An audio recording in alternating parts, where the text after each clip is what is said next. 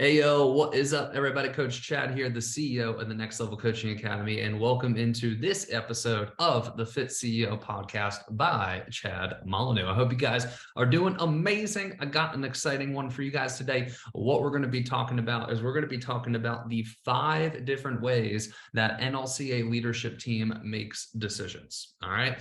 At the end of the day, your ability to make decisions in business is going to be how far you actually take your business. So if this is a skill that you have ignored, if this is a skill that you don't feel very strong with, if this is a skill that you feel like you need to improve, then this is going to be a podcast that you are going to want to listen to. All right, so let's talk about decision making. What are the 5 different things that NLCA analyzes? What are our different processes for making decisions? All right, so let's go ahead and dive right in. So point number 1 is we view decisions as there are 2 different types of decisions. You have type 1 decisions and you have type 2 decisions. All right, type 1 decisions are irreversible. All right, they are the ones that if you make this decision, there is no going back. It is permanent, it is concrete, it is set in stone, and there is nothing you could do to reverse it. All right, so with these types of decisions, you want to move a lot slower in actually making the decision. All right, then we have type 2 decisions. All right, and type 2 decisions are going to be the ones that are a revolving door. If you make the decision, you can always reverse it. You can always go back to it. All right, and the reason that we categorize these 2 types of decisions, type 1 and type 2, is we never want to fall into this trap. All right, and here's the trap. The trap is that business owners will treat all decisions either like type 2 decisions or like type 1 decisions, meaning business owners have their own tendency to either lean towards type 2, where they think all decisions are a revolving door and they end up making quick decisions and they just go for it, which obviously if they're irreversible, then you're going to have irreversible damage. And some business owners fall into this trap where they only make decisions as if they are type 1 decisions, where they only move slow on decisions, and the ones that actually are type 2 never come to fruition.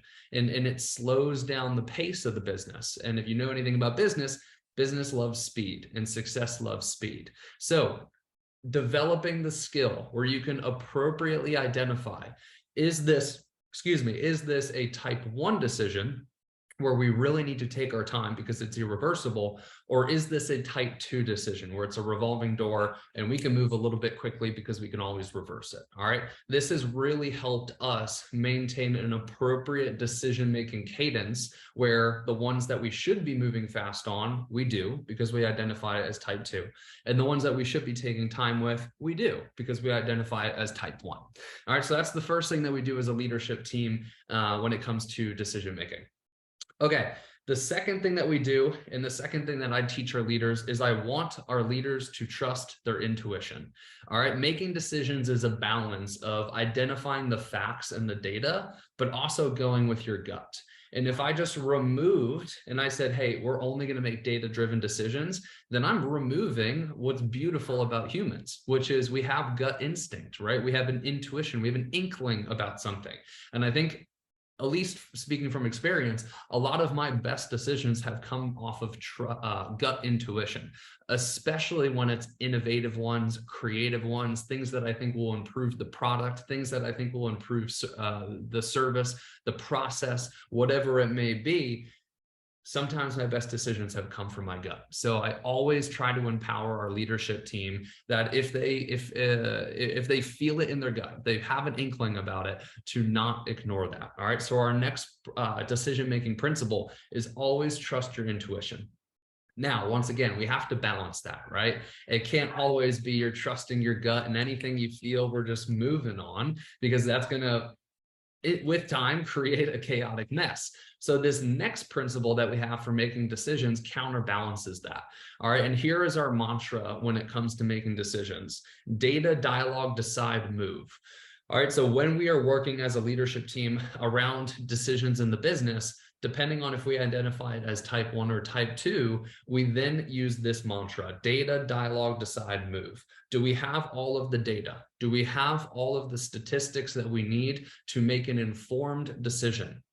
All right. From there, we need to have dialogue about it, right? In that dialogue, it's going to be a balance of what is the data telling us versus what is our gut intuition telling us to come to the best resolution. One thing I'll add here is dialogue is really important.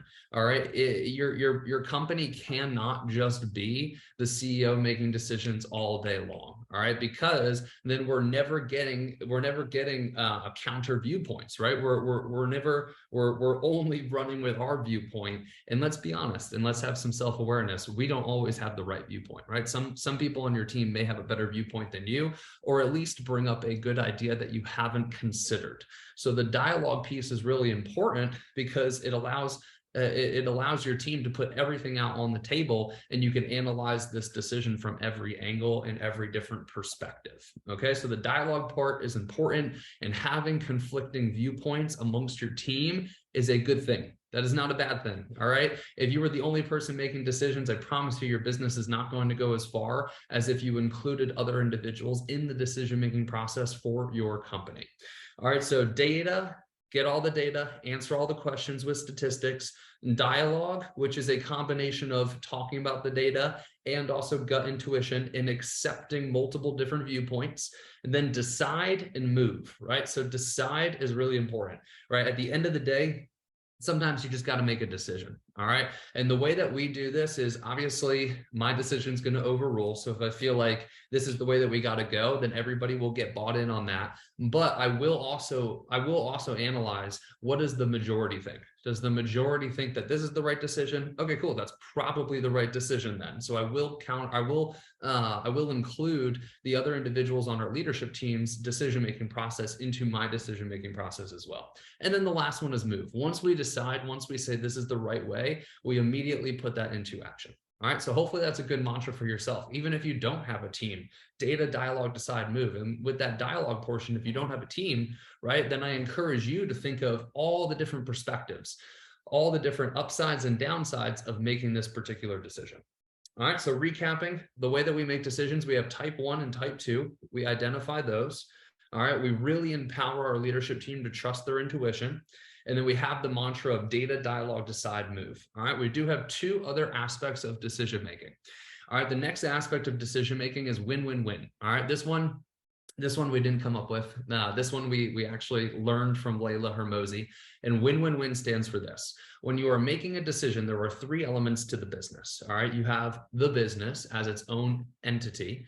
All right. You have the clients as their own entity, and then you have the staff members as their own entity. So when you are making a decision, you want to try your hardest to make it a win-win-win decision, a win for the business, a win for the clients, and a win for the staff members.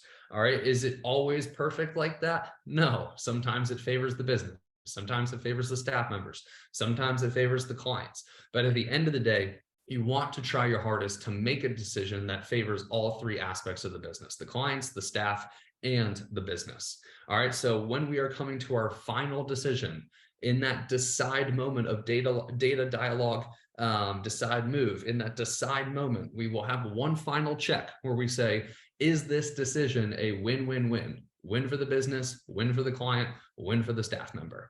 And if the answer is yes, boom, we got our decision.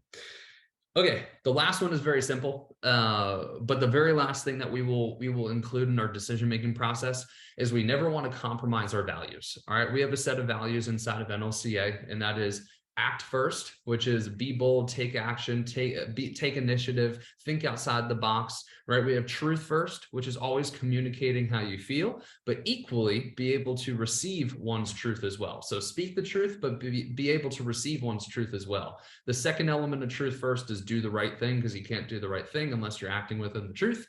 And then our third and final company tenet is mission first, which is always make decisions for the betterment of the mission and not specifically selfish made decisions or selfish decisions. All right. So our last thing that we will do when we are making a decision is we'll ask ourselves, all right, this is the decision, right? After the dialogue, and after analyzing if this is a win-win-win, this is the decision that we are going to make. is this aligned with our company tenants? Is this aligned with our mission and our values? If the answer is yes, boom, we got it. If the answer is no, we will revisit why isn't it aligned with the mission? Why isn't it aligned with the tenants? And what would be a decision that is aligned with the mission and tenants? All right. So this is our 5-point system for making decisions. Is it type 1? Is it type 2? Are we trusting our intuition here? Is it a win-win-win? Are we compromising our values? And did we have data, dialogue, decide, and move? So hopefully you guys found this helpful. Even if you guys don't have a team, these are principles that you can put into your decision-making process. Hopefully you guys enjoyed, and I'll see you guys in the next one. Peace out.